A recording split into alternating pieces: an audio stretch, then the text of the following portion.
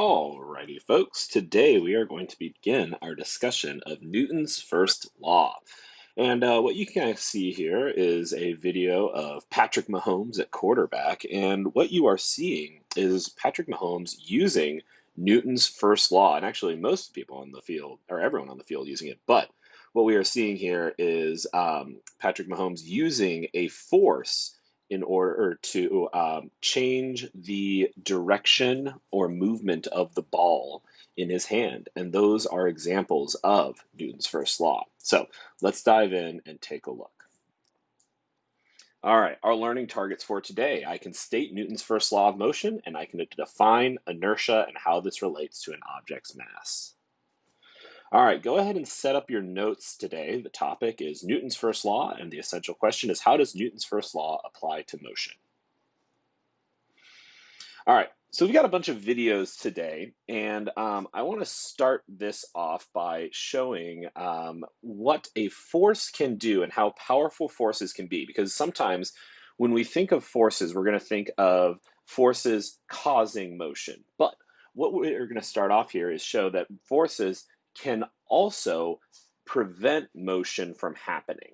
And so let's go ahead and start off by watching this video of Mythbusters and see how powerful the force of friction can be. We learned a little bit about friction just the other day. So pause the lecture video, head over to the Nearpod and watch this video. All right, that's some pretty incredible stuff right there. Next up, in order to kind of introduce Newton's first law, I have this video that I would like you to watch as well. So go ahead, you're going to need to go into this website. And this video goes and uses football in order to help kind of explain a little bit about Newton's first law. So go ahead and watch this to get an introduction. So pause the lecture video, head over to Nearpod, open this page, and then come on back. Alrighty, folks. So as hopefully you are familiar with now, Newton's first law states an object at rest stays at rest, and an object in motion stays in motion with the same speed and direction unless acted upon by an unbalanced force. What does this mean? Well, if you have an object like this ball, if there is no outside force acting on this object, the object won't move. That ball will just stay there motionless. And also, if that ball is in motion already and no object acts upon it, then it will continue to stay in the same motion unless an object acts upon it. Now, when you think about this, you might be saying, Mr. Roser, if I throw a ball, it stops moving at a certain point. Well, that's because when we're on Earth, there are a lot of forces acting on an object, and they are invisible forces. So things like gravity will cause that ball to move downwards. So that's a force that acts upon it. The ball will also experience friction in multiple ways, whether that's air resistance or that is running into the ground. All of those will affect the force of the ball. However, if the ball was in a vacuum like outer space and the ball was moving, it would continue moving unless some force acted upon it. So right here, you can kind of see an example of a force acting on an object. So this is a crash test of a car, and that car was in motion until the force of the wall acted upon it and caused the car to stop being in motion. But what you can kind of see here is some of the crash test dummies moving through the windshield of the car, and that is going to be because even though the car stopped, those dummies still were in motion, and the wall had not fully acted on them. So they have what's called inertia, which we'll talk about in just a little bit. All right, what question does the previous slide answer? All right, so as I mentioned, inertia. So inertia is important because this is an object's resistance to a change in motion. And inertia is not a force. In fact, inertia is really just another way of stating Newton's first law. An object in motion stays in motion, an object at rest stays at rest unless acted upon by an outside force. And so that's just inertia. Whatever an object is doing in terms of motion, the object is going to be resistant to that change. So you see here, this is a person who was riding on a motorbike, and they ran into the wall. The force of the wall acted upon the motorbike to get it to stop.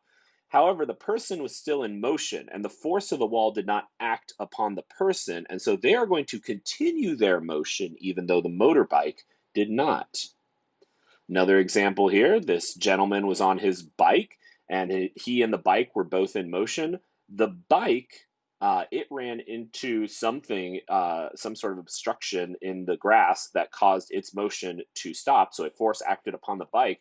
However, that force did not act equally on this gentleman, and as a result, his motion continued, which is inertia. Same thing here with this truck. So the truck, it goes through, or it's driving and it's moving, and the truck slams on its brakes. The motion of the truck is going to be affected by the force of the brakes. However, whatever its object is in the back, which is the massive hunk of stone, it's still in motion, and the force does not act on it. So it's going to continue in motion, and that then impacted the truck. So that's inertia for you. What question do the previous slides answer? All right. So as we talked about just the other day, a force is the push or pull that acts on an object. And we said that a force can change the object's speed or direction.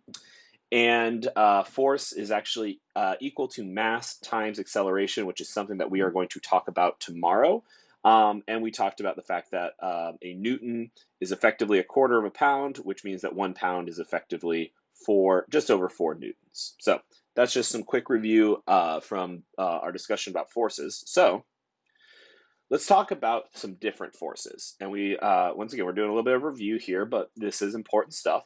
Net force, which is also called resultant force, this is the overall force acting on an object. So if you have a book sitting on the ground and you have a force from the left pushing the book or a force pushing the book to the right with 20 newtons and a force pushing the book to the left with 20 newtons, the overall force is going to be 0 newtons. The book will stay where it is. However, if you have two forces pushing on the book, 8 newtons and 6 newtons, both in the same direction, those forces will combine for a net force of 14 newtons pushing the book to the right. Okay, so all we're saying here is that when multiple forces act on an object, they are added together to create what is called net force. So let's go ahead, pause this lecture video, and watch the Nearpod video about resultant force. All right, so what kinds of resultant forces can we have? Well, first, there are balanced forces. And balanced forces are forces that are equal and opposite. So the net force is 0. And this means that an object's motion will not change. So let's go ahead and think about something maybe that makes a lot of sense right here. If you have a box and you have two people pushing on the box in opposite directions with the same amount of force, the box is just going to sit there. It is not going to move. And that is an example of a balanced force. However, let's think about a different version of balanced force. Let's think about a car driving down the road. This car is moving at 2 meters per second. So how is it that that car continues to move at 2 meters per second without changing its speed? Well, the car is being acted upon by friction. So the wheels are experiencing friction on the ground, and the car itself is experiencing friction because of air resistance. So in this example, the car is experiencing 7 newtons of friction pushing against the direction it's moving. However, the motor of the car is creating 7 newtons of force opposing the friction that the car is experiencing. So as a result, you have opposing forces that are equal and balanced, and the car will continue to move at the same speed, 2 meters per second. So those are balanced forces. Unbalanced forces are when forces are unequal to each other and do not cancel each other out. So this means that the net force will not equal 0.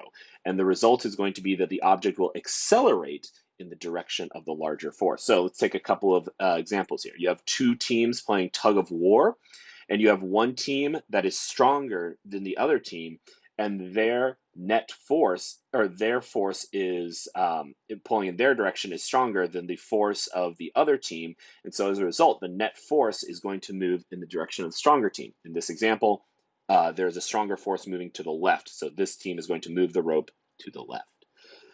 In this example, we have a truck driving down the road, And what we can see here is that there are two forces acting on the truck. The first is the smaller force, which is going to be air resistance and friction on the road, and those are going to act to decrease the truck's motion. However, or they're going to act in this direction. However, the truck's motor is creating 100 newtons of force in the opposite direction, and so this means we have an unbalanced force. There is an overall 40 newton push going to the right. This means that the truck is going to change its motion, specifically its speed is going to increase in this direction. So in this example, that means the motor is creating more force than the air resistance and the friction are causing, and as a result, the truck is going to accelerate and go faster. If the air resistance and the friction of the tires, or maybe put a brake on there, was stronger than the force of the motor, then the truck is going to slow down. These are examples of unbalanced forces. But regardless, we have some sort of change in motion. What question do the previous slides answer? All right, so let's go ahead and we just talked about balanced and unbalanced forces. Pause this lecture video, head over to Nearpod and watch the this little tutorial on balanced and unbalanced forces. All right, in your packet, you are going to find examples of different forces here. And so if you turn to this page, go ahead and give these a try and see if you can figure out which forces are balanced and what direction, and unbalanced and what direction so. Don't do this the number 6. You can ignore number 6, but 1 through 5, go ahead and give those a try. All right, so let's talk about a couple of forces that are very important. And I think we've talked kind of related to these, kind of mentioned them, but we haven't talked about them explicitly. So friction, this is the force that opposes or goes against motion. Anytime you have matter and it is moving on or through other matter, you are going to have friction. So if you have an object moving on a surface, that creates friction. If you have an object moving through air, that creates friction because air is still matter. So no matter what it is. So in this case, we have a guy pushing a lawnmower, and the guy is pushing in this direction, but there's going to be resistance from friction, and that's a force of friction pushing in the other direction, trying to stop the lawnmower. Gravity is another force, and this is a force that causes objects to accelerate downward. Gravity on Earth is 9.8 meters per second squared. All right, so let's go ahead and once again pause this lecture video and then head over to the Nearpod and watch this video, which shows you what it would look like if we lived in a world without friction and why friction is kind of important. What question do the previous slides answer? Alrighty, folks, so that's Newton's first law. And I'm just will go ahead and fill out this poll. How well do you understand Newton's first law on a scale of 1 to 5? Go ahead and self-assess there. Alrighty, folks, so that's it for Newton's first law. Make sure that you do that worksheet that I gave you about the balanced and unbalanced forces, and just make sure you understand the basic definitions. Tomorrow, we're going to introduce how we figure out what a force is. All right, have a great day, folks.